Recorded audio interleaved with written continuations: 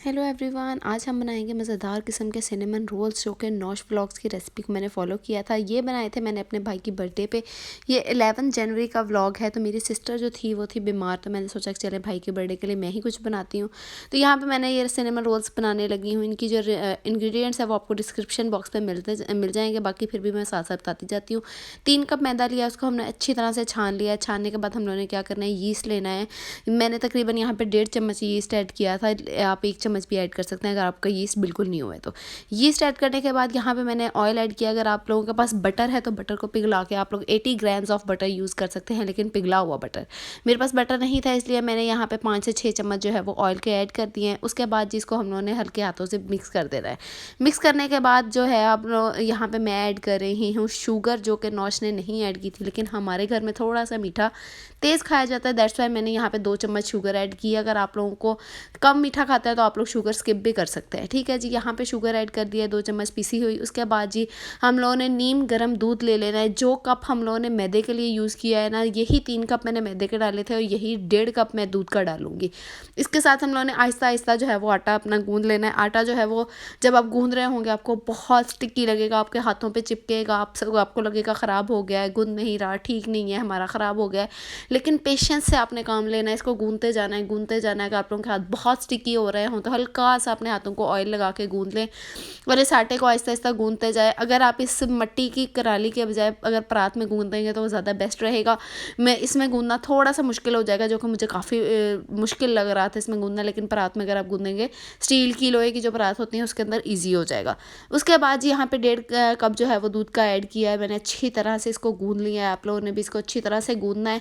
तकरीबन 10 से 12 मिनट तक आप लोगों ने इसको अच्छी तरह से गूंदते जाना है, जब तक कि ये बिल्कुल एक आटे की फॉर्म में ना आ जाए।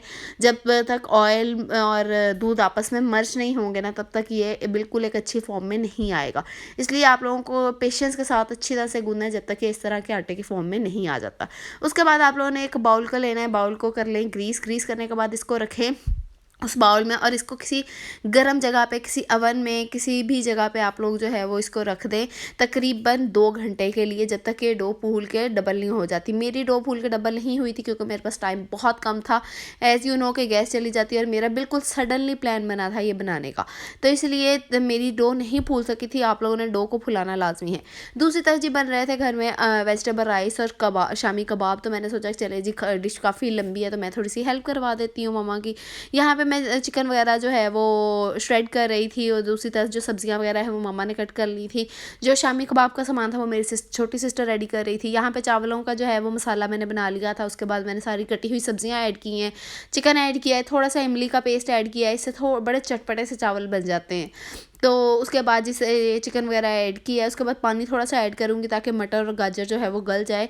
उसके जब तक ये हो रहा था तो मैंने सोचा कि हम लोग अपनी सिनेमन रोल्स की फिलिंग बना लेते हैं।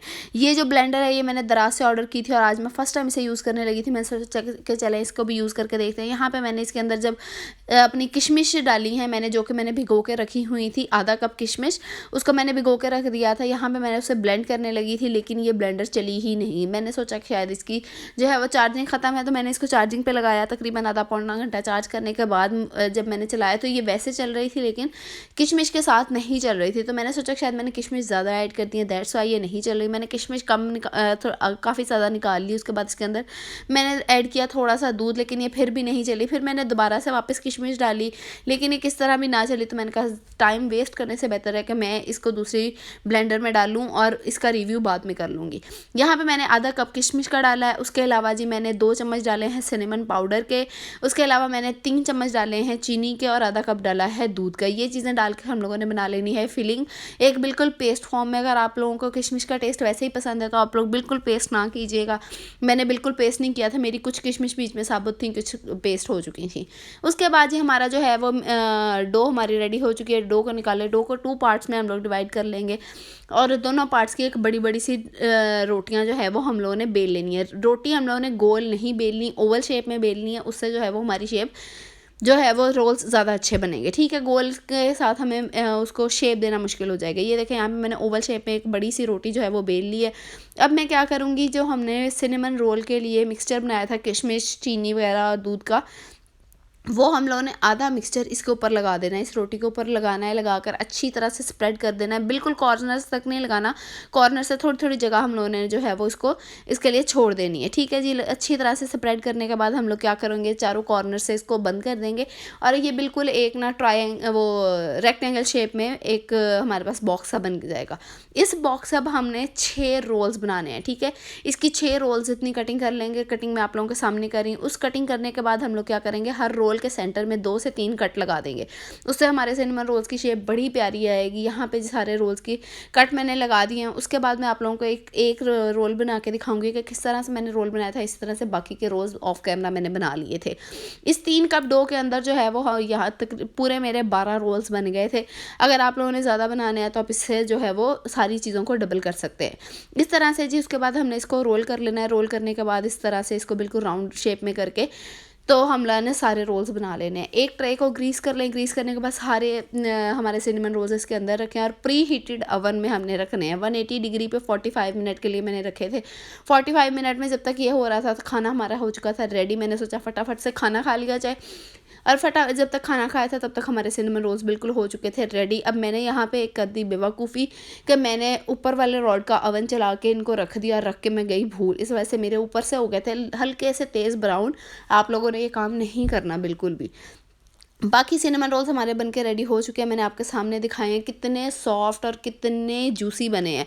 और इनके टेस्ट की अगर बात करूं तो वो लाजवाब था। उम्मीद है आपको आज का व्लॉग अच्छा लगा होगा। मिलते हैं नेक्स्ट व्लॉग में, तब तक के लिए